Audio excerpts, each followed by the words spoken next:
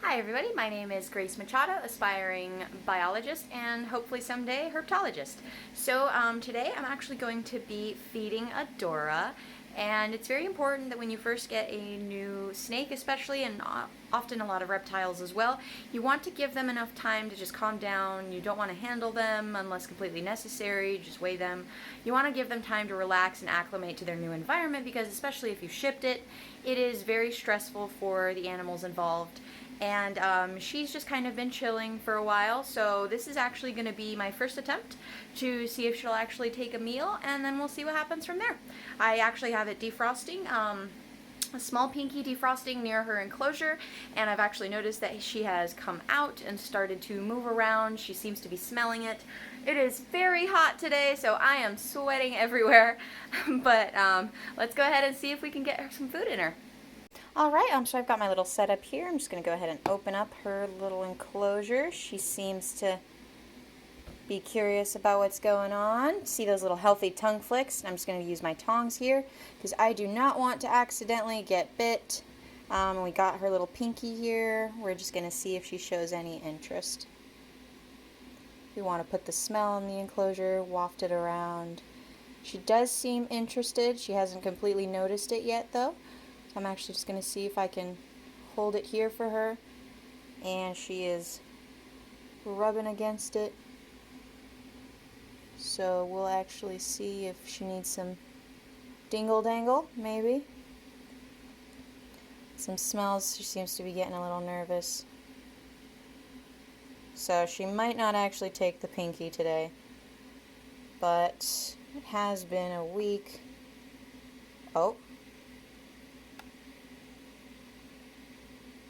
Oh, I take it back.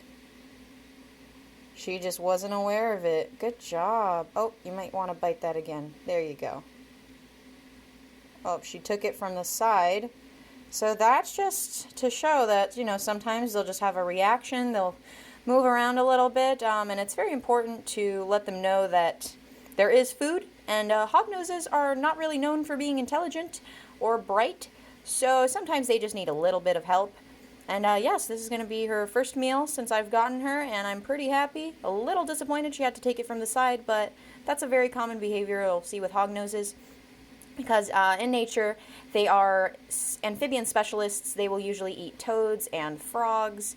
And their defense mechanism when, being eaten is to actually inflate themselves. And the hognose will work them towards the back of their mouth where they have their rear fangs, and they will chew into them and eventually pop the toad, which allows it for them to more easily be able to eat them. So sometimes when feeding mice, rodents, and other little things that we do have more available in captivity, you will see them take it from the side, and then they will slowly do what Adora is doing over here and try to readjust it so that they can properly fit it into their mouth.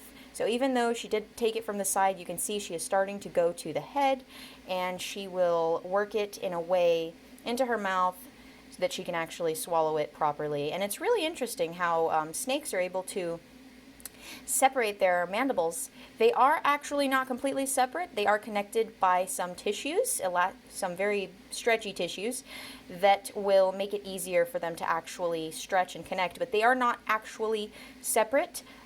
Their bones on the lower mandible are slightly separate. I can probably show you guys an image of what that looks like.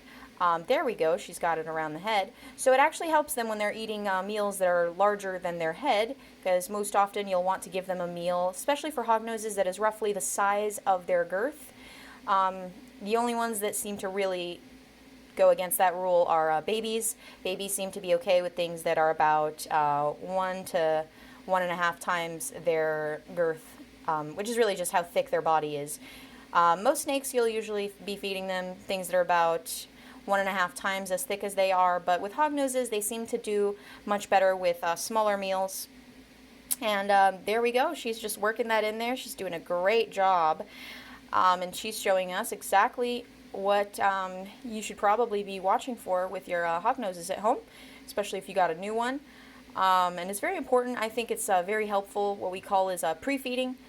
when you actually thaw the food that you will be giving them near their enclosure, and you actually leave it out for a little bit, because the smell of that food will actually entice them to come out and start displaying hunting behavior, which is what Adora was showing us before I actually pulled out the pinky to offer to her. And I do actually try my best to keep an eye on what they're doing. I don't want them eating too much bedding, because that can actually cause impaction. But thankfully you can see that she hasn't actually eaten any bedding here. She has a little bit stuck on her mouth, but she's not going to be eating that. That'll just come right off as she moves around the enclosure. And you can see her working the pinky down her body. She's got a nice little chunk right there, right after her neck, and that's kind of, she's going to slowly maneuver it, use the muscles in her body to work it towards her stomach. And she's just stretching her mouth out now. Oh, there we go. There's another contraction. And yeah, so congratulations, Adora. You just had your first meal. Thank you so much for watching, guys.